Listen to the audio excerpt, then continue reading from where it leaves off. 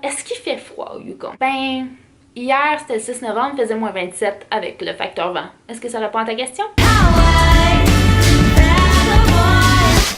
Bonjour et bienvenue à The Highway Vagabond, je m'appelle Aline Roussel et aujourd'hui, comme à tous les jeudis, en compagnie de ce chat, cette plante et ce gros mastodonte, eh bien, je vous parle de voyage et d'aventure et je suis de retour après une semaine de congé parce que ma vie est folle. Oh mon Dieu Seigneur, la semaine passée, c'était fou. Je quitte le Yukon dans 2 heures, j'ai pas de monde, mais oui, dans 2 heures.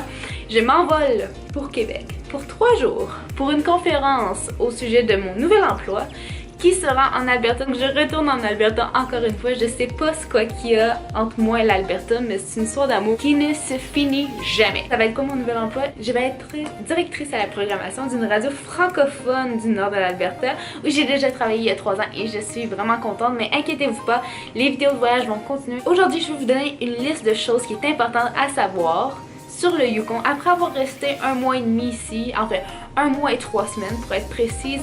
J'en connais un peu, je connais pas tous les détails. J'avais fait un petit sondage Facebook pour avoir des questions pour cette vidéo. J'ai eu des questions, donc je vais essayer d'y répondre du mieux que je peux. J'ai posé des questions à tous les gens que j'ai rencontrés. Et juste avant qu'on commence, je veux juste dire que je parle du Yukon, mais j'ai pas fini ici parce que c'était absolument quelque chose à voir et je regrette rien de mon expérience ici. Donc première chose, le prix du loyer. Man, c'est dégueulasse. Ok, ça c'est le sujet de conversation préféré. Si tu t'entends pas avec quelqu'un puis que t'as rien à y dire, dis le prix du loyer, ça c'est dégueulasse, hein? Puis là tu vas avoir un sujet de conversation pendant 1 heure. Ce que les gens payent en moyenne, c'est 700 $ par mois. Et avec ça, il faut que tu donnes 1 mois de dépôt pour être sûr que tu brises rien. Donc c'est 700 $ plus un autre 700 $. Et ça c'est le fun. Si t'es vraiment chanceux, eh bien tu peux trouver quelque chose dans les 600.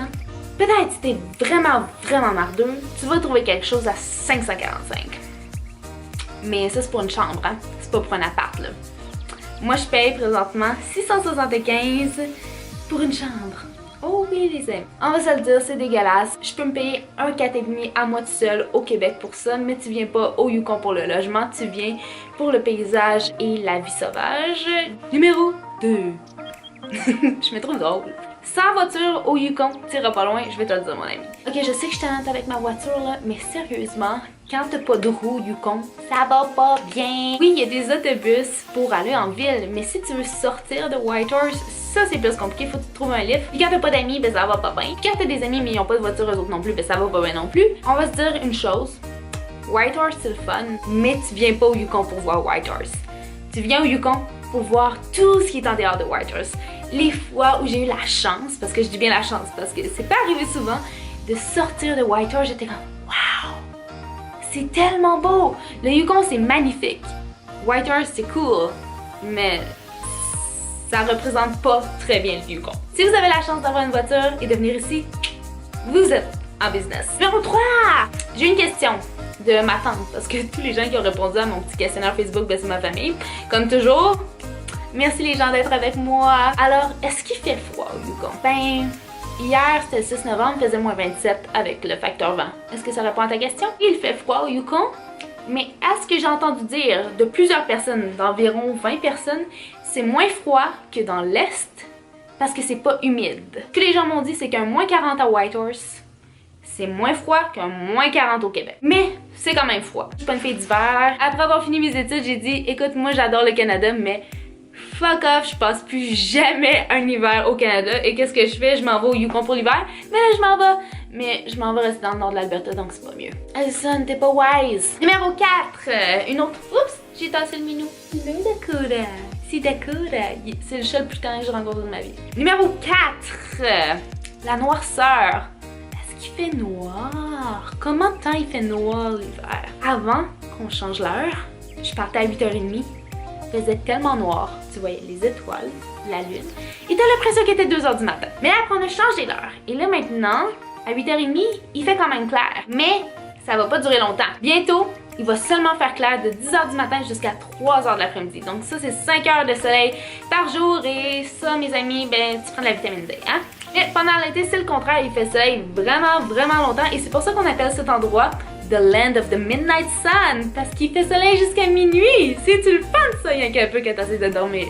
Je sais pas, j'étais pas là. Numéro 5, la diversité culturelle. J'arrête pas de vous dire à quel point je trouve ça malade ici parce qu'il y a beaucoup de francophones. Et comme je l'ai dit dans une de mes vidéos, si tu viens au Yukon, viens pas ici pour apprendre l'anglais parce que t'apprendras pas grand chose. Parce que numéro 5/6, parce que la majorité des gens ici comprennent le français ou parlent le français ou sont... Le chat bouge.